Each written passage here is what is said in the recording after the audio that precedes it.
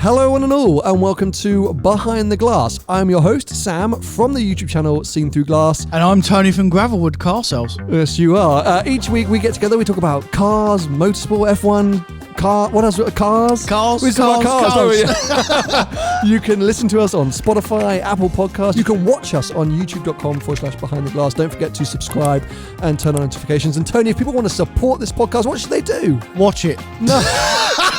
But also head to Patreon. You can support us on patreon.com/Behind the Glass.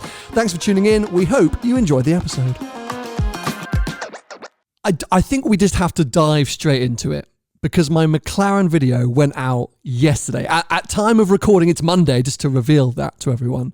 So my video went out yesterday, and we said last week we would talk about my experience in depth here on the podcast. So I think we just have to launch straight into it, don't we?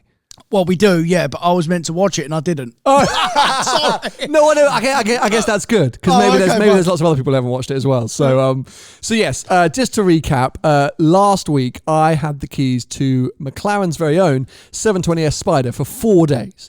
And this was all part of me wanting to and trying to give them a bit of a second chance, a bit of a clean slate after we were quite horrible about them for about 12 to 18 months. Growing resentment, growing frustrations towards their cars. And quite amazingly, along with sort of pressure from listeners on this podcast, McLaren got in touch and said, look, let's try and rectify some things. We've been working harder to rectify lots of things in the factory. And we want to see if we can sort of show that to you and help change your mind. And there we go. So yeah, so they let me in the car for 4 days and it ended up being a very good 4 days. Good. No problems. Unbelievable.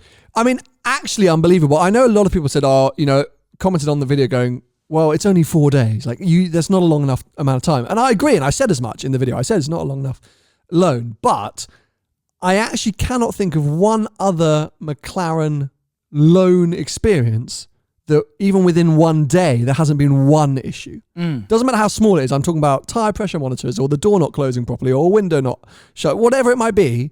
So actually 4 days with a McLaren that's been loaned to me without one problem, pretty impressive. Well, we can eradicate one of them things or two of them straight away by looking at it. Everything was in a straight line, as in build quality, and yes, nothing was falling off of it inside? Now, what I'm hoping is to go into more detail in this with McLaren at some point, whether we can get someone from McLaren on this podcast, that'd be amazing, whether I go and do a piece at MTC when we're allowed to do so. They've told me that they've sort of changed how these cars are put together, the build process or the quality control or something, to eradicate, yes, bits of trim falling off or huge panel gaps and obviously mechanical or electrical faults. That's what they said to me. And I believe them. And this car felt that way. It looked fantastic. It felt fantastic. Even Vicky got in the car and she was with me in that 720S track pack car that was really a disaster. She went, it immediately feels better put together in here. It feels more quality in here. Inside the cabin. So yeah, as a package looked and felt better. But then, as I say, yeah, no issues. So I kind of got to believe them. But it was a brand new car. Had 450 miles on the clock when I picked it up. Fair. 2021. So does that mean that's the first car to roll off the line with these improvements? Well, we know over the last year or so, McLaren have built less cars than they normally have. So let's see whether they stick to them principles, because that would probably be the reason why, because they've slowed production down. And it seems like, from what you're telling me, quality over quantity. So, the time will tell with that. Time will tell. And so I subtly hinted at the fact in the piece, but also I've been chatting to McLaren for a while now about this. I'm hoping to get a car for a longer period of time, because that is the true test. I think, as a lot of people mentioned below, you can't tell after 4 days. You need to spend 3-4 months with a car to really see, if it can stand the test of time. But for me, what I also want to see is the full range. They can't just focus on the 720S because maybe that was the car that was going wrong for them. All of these changes need to be made across the range, because when was it that you went on a trip with a brand new 570S Spider and bits of the body actually started falling away on your road trip? Yeah. So I want to experience lots of different McLarens, the GT and the 600 LTs and all these different cars, and make sure that all of them are being built in this way that theoretically means that they're a lot more, the quality of their build is stronger. Well, they've got a lot to compete with, haven't they? And that's the problem. as we said, they fundamentally are a very good car. We just fell out of love with them, firstly, and secondly, the way they run as a business and a company, we didn't like it. So absolutely, and I think a lot of people have picked up on that in the comments again, talking about it's not just build quality, it's customer care. Something I didn't really talk a lot about because I was spoiled. My experience of customer care was very good. Maybe because I picked a good dealer, but maybe because they were aware that I was on social media. I don't know, but it was always very good. But of course, values. And, I think a lot of people said, well, once bitten, twice shy. Thank you. And, a lot of people, once they've experienced losing that much money on one car, just not prepared to do it again. My question is, if this is a turning point, it's going to take, firstly, a long time, I think, for McLaren to really build up sort of, what's the word I'm thinking of? The rapport again. Yeah, the rapport, the confidence with customers. But if they do, will the values, do you think, hold a little better? Because in my mind, it's not the unreliability that makes them so unvaluable or lose so much money? Yeah, it's a long road back, mate, to be fair. And they just have to stay, like we said before, what they were doing before didn't work. It wasn't working. So the only way they can correct it is by starting again, throwing that old model away. That doesn't work, and starting again.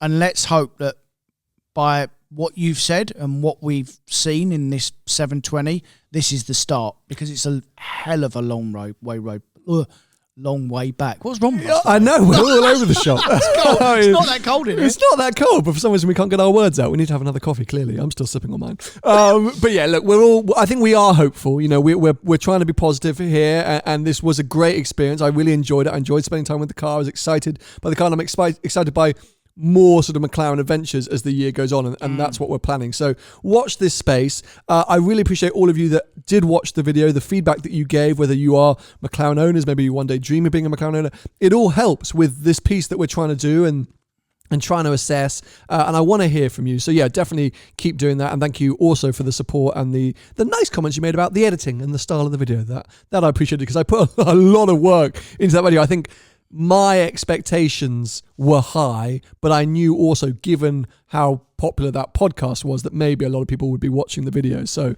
I really put a lot of effort into it, and so it was really nice to see a lot of people recognising that. So thank you. Anyway, so that was my week. What have you been up to, mate? Well, we've been a little bit busier. Oh my! Just to be honest, every week, busier and busier. Yeah, we've. You sure you want to go and order that Jumeirah now? No. I'm going to move house. Oh, hello. Yeah, we've been a bit busier, but bought some stuff and sold some stuff, which is good. Some heavier stuff as well. While we're on the subject, I'd like to say a big thank you to some of you that have supported the business over the last few months, allowing me to buy some of your cars and sell you some as well.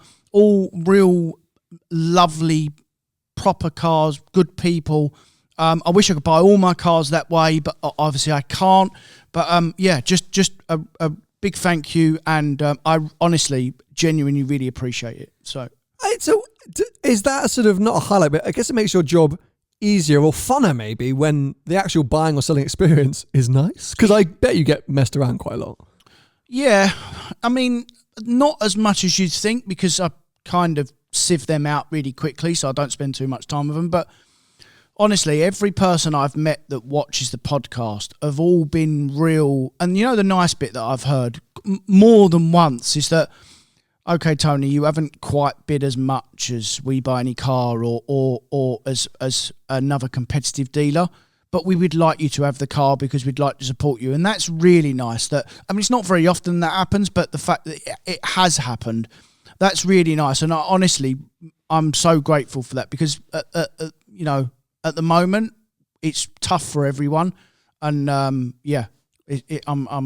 ecstatic. It's really good. Well, we love this community. I think we love the behind the glass audience, whether you're patrons or just listeners or watchers, whatever, however you might do it, whether you dip in and out, we don't care. It's great to have you here. And as I say, we do read all the comments. We mention it almost every week. We read everything, DMs, comments, whatever it might be. We don't always have time to get back to all of you, but we take it all in. So to keep sending those comments, and of course, if you're looking to buy or sell a car, Tony is your man. And if you want me to film your car, Hello. 0 to 4 year old, sports, prestige, hot hatch, SUV, that sort of thing. That's what you're after. Yeah. Well, we are also, trying to think of ways to give back. We always are. Patreon, of course, a lot of you give towards us, but we try and give back in various ways on that Patreon page. But there's many of you who aren't patrons, and we want to give back to you as well. So we're coming up with some big plans. It feels like there's a little bit of light at the end of the tunnel with the COVID restrictions in place here in the UK. We're still, I think, months away from any fun. But it does feel like there might be fun again at one point. I mean, I think in the middle of January, I was like, maybe we're just never going to have fun again. I don't know if it's a light. So it looks like a train's coming through. I don't know. There's going to be a light. There's something. I just feel like maybe by the time we get to the summer, we might just be able to do things that we want to do rather than just sitting in our house. So, yeah, of course, plans are in place to try and, open our doors and meet more of you and talk to more of you and sort of include you in this show. Yeah. To speak on that, two things. Firstly, we are so nearly at 40,000 subscribers. We are, yeah. Amazing. Yeah. So thanks to all of you that subscribed recently. If you haven't yet and you're thinking about it, please do subscribe to this YouTube channel. Turn on notifications so you don't miss future episodes. But because maybe there's this positivity ahead of us, has it got you itching for a car yet, for a new car? Well, I mean, I've got my eye on a couple, and I'm just going to keep my hands in my pocket for a minute, mate, because until I know that we can leave the country, we don't know when that's going to be, by the way. What's the point in me buying more cars? I mean, I can't go anywhere in them. For me, it's also leave London. I'm doing a bit of traveling for work when I've got to film a car and I need to go to a nice road. Obviously, I can't find a nice road in central London. No. But I'm still keeping that mileage relatively restricted. I mean, I want to go to the Lake District so badly. I want to drive around Wales. I want to drive down to Cornwall and Somerset, all these places. And I just don't feel like it's the right thing to do at the moment. So I'm waiting for that. That's my big go. And I'm spoiled at the moment where I've got lots of cars downstairs. But nowhere to go. Yeah, nowhere to go. I thought you were going to say, and they won't turn on. But obviously, So I'm thinking about it. So I thought maybe you'd be like, oh, what's going to be that first drive, and what's the car I'm going to take? Yeah, I mean, honestly, mate, I do keep my eyes open, but my glass is half empty as opposed to half full at the moment. There is no point, and don't forget, I've got 50 cars at work. Yeah, fair enough. So it's not as though I just take something from stock. Yeah. I'm not desperate for. It's pouring the snow. I mean, I can't go anywhere at the moment. No, it's really not ideal because it's a disaster to drive anywhere. As I'm learning, because I've got some very juicy press cars downstairs, which I'm not going to talk about just yet because the videos aren't coming out for a while. But really not the ideal conditions. Inappropriate tyres on them. Definitely. How is that F-Type R getting on it? Yours? Is it? Have you had just go on? Are people sniffing around? They're weird F-Type Rs, mate. Oh. So, they're great car. And I always compare them to the Aston, right? And if you compare them to the Aston Vantage, they are unbelievable. Because they're always better, and they're always a lot less money. So, but they can be slow burners. Sometimes they sell like that. Sure. Sometimes they take a bit longer. So, and as well, for me, like, I don't really take too much notice. If I put a car online and I don't get instant interest on it, I only want one bloke. Yeah, of course. It's probably going to be me. Yeah, well, that's what I'm trying to warm you up. That's why I was asking. What year is it again? It's a 68 plate. Okay, so it's the decent one. Black with black, pan roof, the nice wingback seats. Because that was when they got the facelift interior. They got the updated infotainment system, didn't they, and the new lights and things like that. Yeah. Because funnily enough, I'm always looking at F-Types, and I was looking at SVRs. Yeah. And the very early SVRs now are kind of maybe a couple sub 60 grand if you can be really aggressive on it, but the ones you want are the 18 forwards, and they're still up at sort of 65, 70, or actually maybe more. No, 80. Sorry, there'd be more. The 18s were all 80. So anyway, cool cars. Speaking of cool cars, Lotus. Big news this week. Last couple of weeks. So unfortunately, the Exige, the Elise, and the Evora dead. Well, for me, I don't think that is unfortunate, but okay. How dare you? Sorry, Lotus fans. Yes, be sorry. So as part of the sort of the Lotus solution, it's a phrase that I'm just going to coin, we found out that the sort of new sports car model from Lotus is coming. I think it's going to be, we think, mid-engine, maybe V6 hybrid, not sure, but kind of a rival to the Maserati MC20 or something. But I'm hoping 75, 80 grand, not 130, but let's wait and see. Watch this space. So that's engine electric, right? I believe so. Hybrid. Yeah, I believe it's hybrid. I mean, I think there's very few information, if any information, about the car yet. They've just confirmed that it is coming. And because it's coming, they are culling their existing range. And for the Exige and the Elise, that's like 25 years. I've actually got the press release here. 25 years for the Elise and 21 years for the Exige. Amazing. Iconic. I mean, really iconic. And they're just gone. And they all look the same. They do all look the same. Well, no, yeah, Elise and Exige look very similar. Evora, I think, does look a bit different. Yeah, but no, what I mean is that a 1990s Elise still looks like a 2020 like the G-Wagon. Yeah. But you know what? I know Lotuses can be a bit niche every now and again, right? For sure, really niche. But I'm such a fan, and I always have been. And from a proper Gen 1, low-powered, basic Elise, right up to their 430 Cup, whatever, top. I just think they're so appealing as like drivers' cars. And we were talking about cars to go around the UK and, sort of UK roads. That's like for me, I would love either that Evora again that I had last year or an Exige that I could pop the roof off and just to go blasting around Wales or something like that. It's just driving. It's driving pleasure. Yeah. I can think of some roads in definitely Wales and Scotland that I wouldn't want to be driving an Exige or an Elise. You might get stuck on a bump as you go over it. Bit of ground clearance would be a problem. Yeah, for sure. I just hope that with that new car, I know they're not going to lose it, but I really hope they don't go in this direction that all these other manufacturers have. But they've got to. No, I don't. Because of the regulations, mate. No, they've got to because of the regulations, but they can still make an interesting drivers-focused car. Look at the GR Yaris.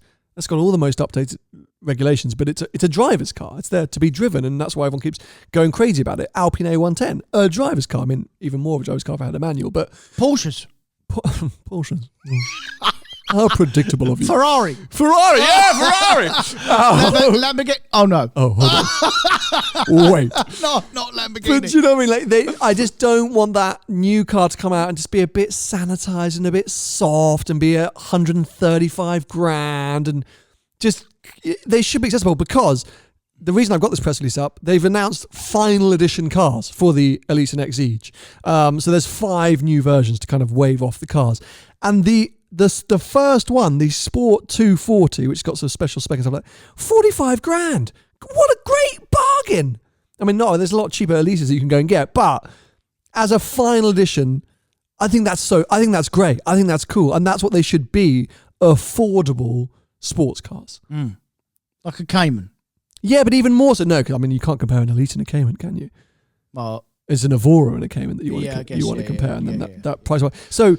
Yeah, Elise is like a Caterham. Yes, yeah, exactly. And so some people might say, well, it's a ton of money, but I actually think, given that this is a special edition, and there are lots of special edition Lotuses, I saw that price and I went, you know what? Heck yeah, why not? The most expensive one is the Exige Cup 430, which is 100 grand. Fine, quite a bit. But you can get the Sport 420 for 80 grand. Good. But the Elise, I just think there's something cool about it. I just looked at that. I went, oh my God, I kind of want an Elise. Can you get in? With the roof off? With the roof. I think with the roof on, I'd struggle. Can't even get in. I can't fit really in most good, 45 grand. Oh, I can't get in it. But if I take the roof off, I can. Well, so it's not raining. Yeah, let's hope not. But yeah, for me, I think it was a sad thing because I've always kind of thought, how cool would it be to have like a gold leaf inspired or gold leaf livery inspired Elise? Exige, I remember Seb Delaney obviously specking up his, taking his. We went on various road trips with his, and then obviously I spent time in the Evora. And they are great cars, and I know they lag behind in some areas compared to their competition, but they've also stayed true to who they are and kept their identity, and I think that's so important for a brand like Lotus. And so yeah, I'm really hopeful. I'm keeping all my fingers crossed. We should get Seb on here if he could talk. He can't talk at the minute. Oh no, I hope to get well, boy. Soon. Yeah, I don't think he listens, but no, well, he might do. I'll send him the link. You never know. Anyway, coming on to the meat on the bones of this episode, I want to talk about the V12 engine. It's going. Yeah, essentially yes. Yeah. So we'll kick off this conversation with Ferrari's upcoming 812 GTO.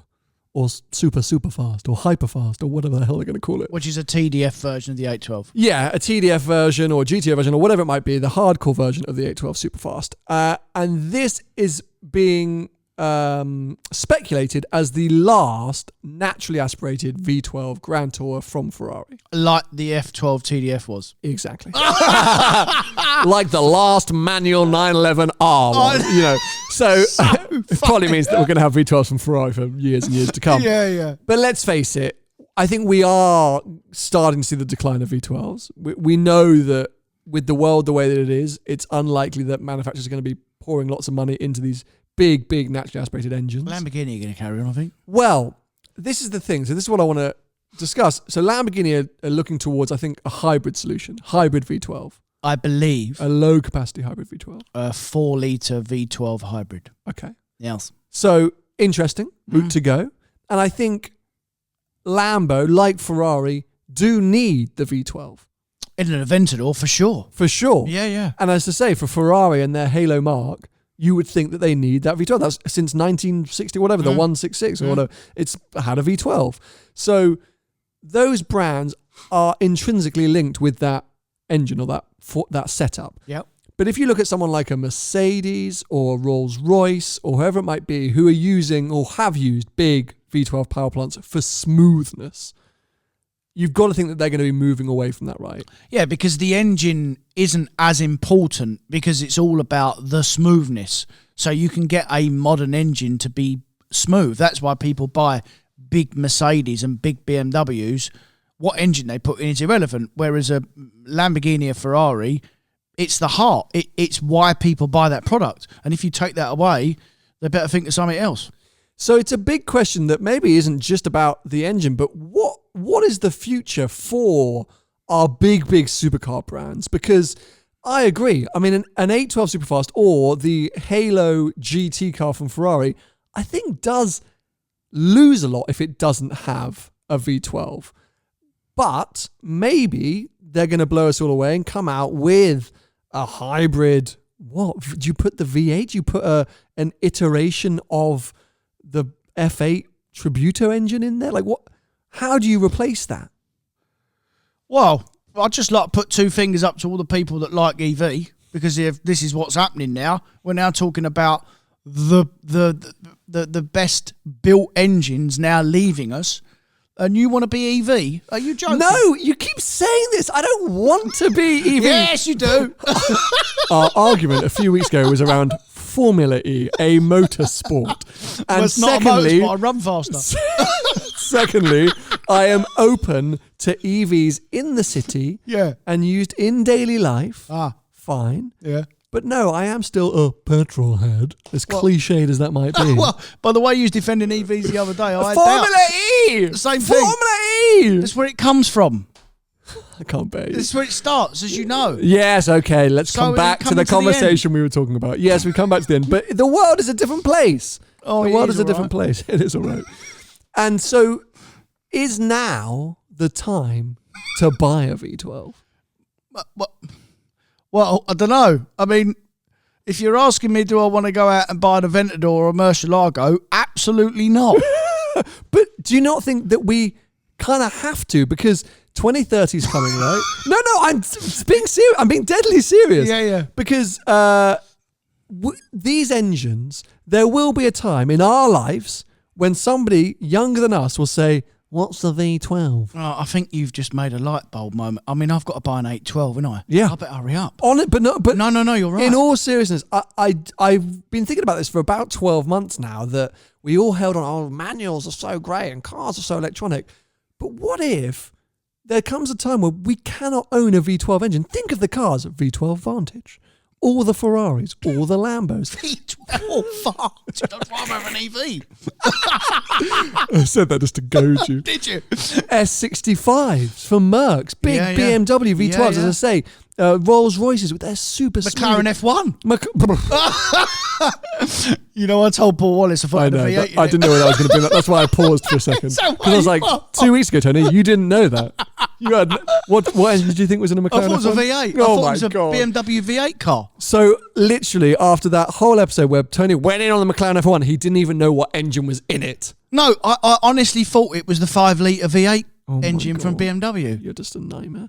But it is a BMW engine, right? It is a BMW engine, yeah. Because at the time McLaren weren't building their own engines. No. could have been their Do they still build their own engines? turbo V8. Perhaps they should go back to BMW and get engines again. Anyway, so if you think of all these great cars, it's such an experience. We all sit there and we herald, Gallardos for their V10s and 360 for its V8. But I just feel like the V12 will be one of those things that in years and years to come, and I'm talking 10, 20, 30, 50 years, there'll be documentaries on the great... Then, 50 years. You won't. I might just be. I doubt it. And it does make me think, how much of cars these days is the engine a part of it? And actually maybe not that much, because if Ferrari lose that V12, I think we'll all get used to it pretty quickly. I'm sure we're going to miss it. But nowadays, think about... I'm sort of having an argument with myself here, so get involved. No, I've got examples. Please, because Cayman, when they switched to the 4-cylinder, everyone kicked off. Yeah. So what do they do? Put a 6-cylinder back in. Yeah. But what I'm saying is that 4-cylinder car was very good. It was a very good engine. It just didn't sound very good. No. But it was a good car. So they sold a lot of them. Maybe we're just kidding ourselves and the V12 actually isn't that important at all. Listen, we said this before. People just do not like change. And let's be honest, really, it's nice to have the V12 about, but how many people actually buy big V12 engines now? Like, honestly, how many people actually go out? I've never owned a V12 car, nor have you. Nope. And I know that Lamborghini is the real one for me. I think Ferrari will probably get away with it because, okay, it is their flagship engine. But nowadays, there's so many different cars from Ferrari, mate. Like, Lamborghini still only do 3. Yeah. Whereas Ferrari do millions. And no, they do, don't they? No, fair. So, they obviously, when that 812 was released, everyone went absolutely bonkers about that car. Sold allocation for the whole 5-year production. There's 45 of them for sale now, so they're not loved that much, V12s. Yeah, and that's exactly it. I've sort of almost realised midway through this episode that I've been thinking, I need to own a V12. This is going to be so sad. We're going to lose one of the greatest engines of all time. But actually, does it matter? And maybe not, because maybe these companies are clever enough now to put in engines that still give you performance that you need. They can pump in artificial sound. Like, are we sometimes too jaded? As petrol heads, do we sometimes hang on to these things? I'm definitely looking at you with your arguments around EVs. And do we sometimes go, the manual's so much better, like, let's not use the manual? No. Well, I know you personally think that it's not, and you will always choose a PDK over a manual.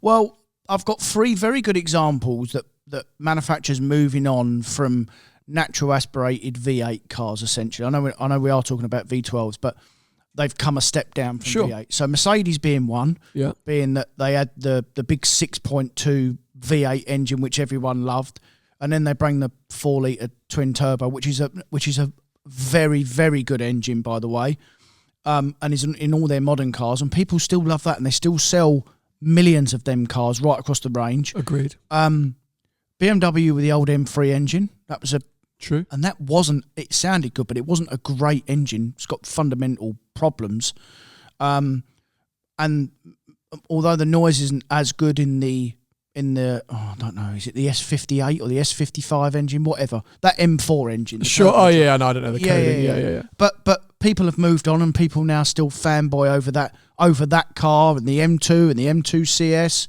and the M2 competition, not the M2 because that's a different engine.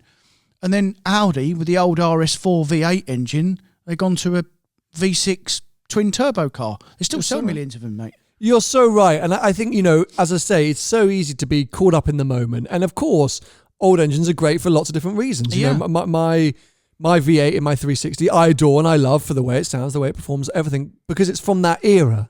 But that's not to say a 488 Pista engine is not also fantastic. Heck, it's supposedly won a ton of awards. It won lots of awards. It won lots of awards, even if there was some money passed underneath the table. That's another good example. But I don't know if that's a good example, because how many people still go, I'd pick a 458 instead of a 488? I think that's changed slightly. Do you? Yes. And that is because now the pendulum's changed slightly, where the 458, as good as it is now an old car. And I actually think, we spoke about this before, I actually think they're a ton of money for what they are now. Like a good one's still 140, 150 grand. Yep. We can have a 488 for that. Yeah. And I know what we've said. You just have the 488. Yeah, it's miles better.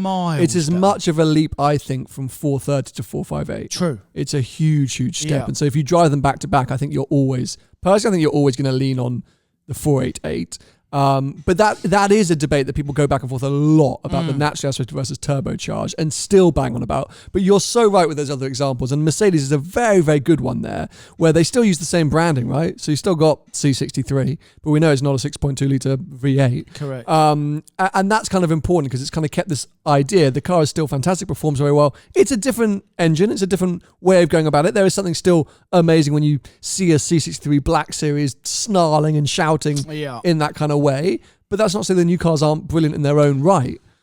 And you know, in the old days as well, if you had a turbocharged car, you'd wait 10 minutes for the turbos to come in and you'd piss off down the road and then you'd have to change gear again. But nowadays, these modern, and another good example is that Mercedes V8 engine and the 488 engine, there is basically no lag. They behave like a natural aspirated car. They regrettably, they're never going to have that high tone noise because they're turbocharged. Of course. But again, both of them cars, they're both turbocharged. They both sound good still. Both of them. Although they're turbocharged, but they behave like natural aspirated cars. So, and they're faster and they're more efficient and they don't go wrong. And there's so many good examples of why they're so... Listen, it's technology. It's moved on. So there, I'm just going to come out and say it. I think. Well, I'm not. What am I going to say? I don't know. but I know that we're going to see this a lot over the next few years, right? The last V12 from Ferrari. Everyone should go and buy it. It's going to be the last V12, and it's going to get all this hype and theoretically generate overs, which is what everyone seems to always want to bring back. Let's make this as valuable as possible. When actually, let's stop caring. And let's just enjoy the cars as they are, knowing that probably every generation is going to be better than the last because they just do improve. I'm going to make a prediction now. Go on. That the new 812 TDF won't fetch as much overs as the F12 TDF. So at its peak, F12 TDF was trading for just under £1 million. Correct. And it was list 425 or something? Something like that. A high spec one, we're like, So it was, early 450. 450 or something like that. So more than double the price. So and we now know that they've come right back down to what, 600, 650? Yeah. Something like that. And I think they'll come back a bit more when the new car comes out. Yeah, potentially. So I'm with you. I think the 812... I don't know why everyone's suspecting it's going to be called a GTO, but let's say that it is. Similar price, 375, 385, something like that. Just under 400, spec'd up, 450, 460. It'd be a bit more money, wouldn't it? It'll be... it can't start at 4 something, can it? No, What's the SF90? A different car, though. No, but if they do an 812 GTO Spider, fair, but still... I'm Googling this. Let's do this right now. So how much was the F12 TDF? List, yeah, that's what. Yeah, 360, 370. US MSRP. I don't care about the US price. Sorry. That's probably where they sold most of them. Sorry, US listeners. Price here started from... Oh, come on. This is so... I mean, I will be right. I know you'll be right, but... okay, so the 339,000 for the F12 TDF. I don't think it's going to be 50,000. I think it's going to be around, £50,000 more. It's still 380,000, 390,000. Plus options. Plus options, fine. Plus options. So I don't think it's going to start at a 4. I just don't. I mean, if it does, fair play Ferrari, but if it does start at 4, it will be 400 plus option. But you're probably right. It'd be late threes plus options. So I bet you could go mad and spend nearly £500,000 on one, though. You always have 100 grand worth of extra on a Ferrari. Oh, you always can, whatever you want, sir, except pink. So I'm kind of with you. I think we'll see them trading at 750, something like that. The big over, we've seen now recently over the last year or so, the big overs for cars have gone. We keep saying it. The Speedster's a good example. There's a few. The Pista, that SF90. There's a couple advertised. They are a little bit over, but they're not big overs. It's not the crazy world that we were living in 5-6 years ago. No. But I do still think that there will be this kind of, almost this fear, this kind of thought of, it's like with the GT3, is this going to be the last naturally aspirated GT3 Porsche ever make? Firstly, who knows? But actually, maybe I've just realised I don't think I care. Correct. I thought I did. I mean, I've been getting all emotional about it and trying to think of ways that I could get myself into a V12. We're going to lose this engine. But actually, let's just go with it. If I want to own a V12, hopefully I can go back and buy one at some point, one of the old ones. Listen, there will always be something latest and greatest that will be better in some way. I think you're right there. Now, before we finish off today, F1 news.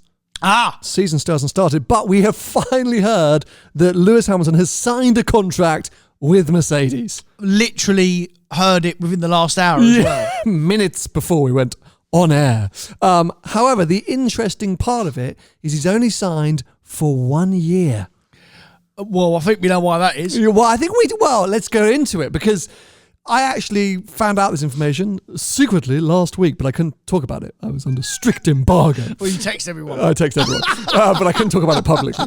But yeah, so he signed for 1 year. Now, I think the press are kind of saying that, he had these big demands that he wanted £40 million a year for 3 years, and he sort of climbed down for that because there's no alternative seats and with the global climate. Stuff like that. Yeah. Where's he go? Well, I think he goes into retirement. Okay. So I guess that was the route he was going, but maybe he was always wanting a 1 year contract and Mercedes actually didn't want to give him that 1 year. That's why it's taken so long to sign.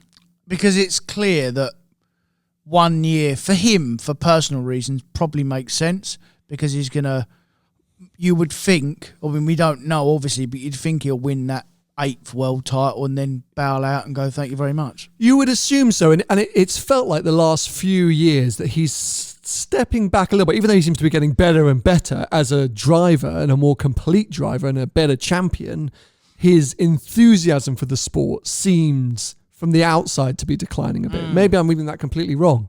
And he would be bowing out potentially at his peak if he were to retire at the end of next year, because unlike many other champions, he's been getting better every year. He hasn't had that decline. He hasn't moved off to a midfield team and slowly sort of faded away into the background.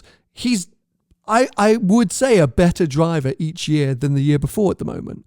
So it would be quite a sort of big thing for him to step away. But as you say, he's likely to win his 8th championship.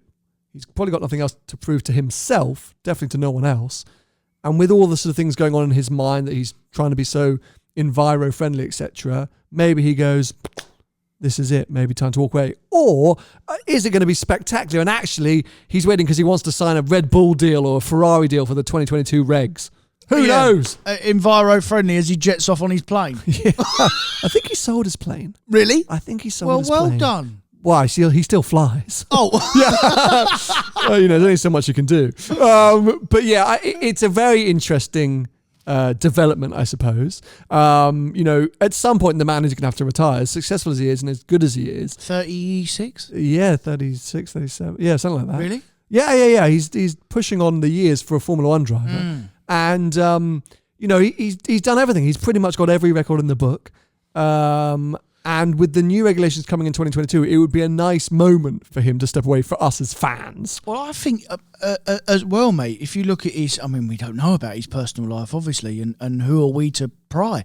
Of course. But what I'm saying is that from what we know, he hasn't really got a personal life. He's dedicated to the sport so much over the years where, when you get to your mid-late 30s, you want to be settling down and having children and stuff. And from what we know, we don't know. We know he hasn't got children. We probably know that. But, has he got a girlfriend? Is he going to get married or, Yeah, life, sports, men and women, I think is difficult. That it's such a time-heavy, commitment-heavy lifestyle that, it's not the first time we would have seen this. But yeah, you're right. I'm sure things are starting to weigh on his mind.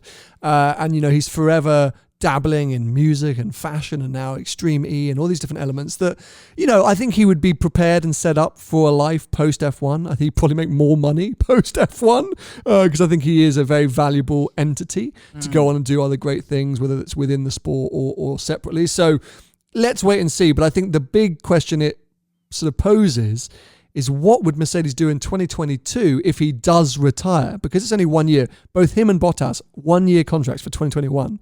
New regulations coming in. We could see, now this is me fantasizing a bit, an all new lineup at the championship team in 2022. Yeah, or Mercedes tell us later on in the year they're not doing it in 2022. Well, I mean, that would be pretty dramatic. I don't think that's the case because now Ineos... Would you cry? No, I wouldn't care. As long as the team's dead, I couldn't care less if it was Mercedes or not. But what I wouldn't want to see is the actual physical team departing. Yeah. But we're not going to see that because Ineos have now bought a third of the team. It's three equal shares between Toto, Mercedes and Ineos. So even if Mercedes were to pull out, they won't stop supplying engines, I don't think, because it's sort of too good R&D, at which point I'm pretty sure Toto and definitely Ineos would want to pick up that slack. So the team's not really going anywhere. The big question is, are these huge rule changes going to provide a switch up in the competitive order? I would hope so. You would expect so. It often is the case when you have these major rule changes because teams take their time. Hopefully Ferrari, Renault, whoever it might be, I think Renault definitely, have been building towards these new regs for a long time. Yeah. So they should be competitive. So Red Bull, absolutely. Let's see what's going to happen with them and engines. But if Hamilton steps away, if I was Mercedes, I think I would get rid of Bottas as well. Fair. Because you're definitely going to bring Russell in. But last year, Bottas, quite unconvincingly, only just beat Max Verstappen to the title. Russell, whilst he beat Bottas on his one and only outing for Mercedes, he's still a rookie and he does still make mistakes. And I wouldn't trust him to win a championship over a season. No, over a season, you'd think that Bottas would still be quicker than him over a season. And don't forget, Bottas did have a bad year last year and he had some bad luck. He's not normally that bad, is he? Is he? He's had some pretty disastrous years. He's had some better years, but he's had some pretty disastrous years. I learned an interesting stat. I did a podcast for motorsport.com recently, which I don't know when that's going out, but I heard the stat that last year, Bottas's deficit to Hamilton was bigger than all of Rosberg's deficits combined.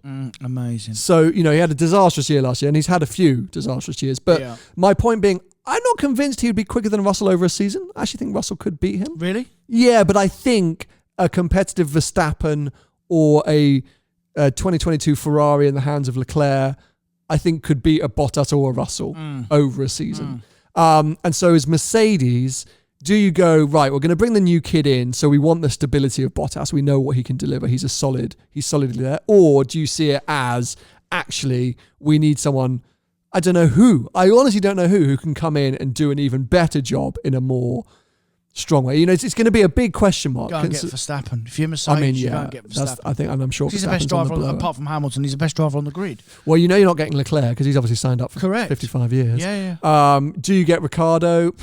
I don't think so. I think Ricciardo's now plugged into McLaren and Norris. that's a long-term thing. Too young. Yeah. Ocon, obviously knocking around, is still Toto Wolff and Mercedes' young driver program, but I think he'll like his life at Renault. Yeah. Alpine as they're now called. If he gets absolutely trashed by Alonso, will he be out of favour? I don't think you want someone like that. You need a surefire winner. If you're getting rid of Bottas, who is your absolute... You've got to assume Russell is in. I think no matter what, Russell is in for 2022. Yeah. So it's who is alongside him. That is your young and up-and-coming quick driver. So you need someone solid but competitive. I think Verstappen and Russell is fireworks. Yeah. So I think you want Russell and a Sainz. So, someone who is, not Sainz because he's at Ferrari, but you know what I mean? Someone who is quick and young and a bit more fiery than Bottas, but isn't going to upset the roost too much. It's a very hard thing to suss out. There'd be similar age for Verstappen and Russell. Yeah. There won't be a lot between them. No. It's just that Verstappen's further on in his development. Exactly. It's going to be an interesting one to see. I think it keeps it spicy. I do think there's a chance that Hamilton will go. I do think at the end of the year, but he might also sign a 3-year contract with Mercedes or Red Bull or Ferrari. It reminds me of, do you remember did you see the Netflix documentary, The Last Dance with Michael Jordan? No. So good. And that was all about the kind of same thing of a team with such a coach and Michael Jordan, and then obviously the rest of the team around them, going for that one last championship. They were all going to quit, they were all going to retire, but they kind of agreed together. If he's there, I'll be there, let's do it. But the minute he quits, I'm quitting too. Yeah. Toto Wolff's obviously just invested a lot in the team, but from a business point of view, that's always good business. Even if he steps away from the role, he's still an investor and good business. But maybe him and Hamilton have it's that kind of handshake of We've done everything we can do. We've beaten everything. Where's the challenge? Well, it's not just that as well, mate. I think he's real right hand man is the mechanic, isn't it? He's Bono. Really? Yeah, I think they've got a great working relationship. I'm sure they do. But I think that team has been structured in a way that has really suited Hamilton. There was a great article that came out. Oh, was it Mark Hughes? I can't actually remember who did the article now, talking about Hamilton's dark years, which was 2010, 2011 to 2013. 2012. The McLaren dark years, 2010, 2011. The Button teammate years, basically. When he wasn't very competitive, he was a bit all over the place. He made some mistakes. And the bit that I took out of it was that whilst he was at McLaren, Hamilton said he couldn't be the driver he wanted to be because the team didn't let him in. The team didn't allow him to be part of the conversation. He was always the young kid they'd brought up from the lower ranks, and they knew best. Whilst Mercedes, from day one, wanted him involved in every single area. And we don't see it, and I think at the beginning everyone was like, oh, he's just a party boy, he doesn't really know what he's doing. But I think he's deeply invested in that car, that team, morale, everything. A bit like Schumacher was. That's how these drivers become so successful.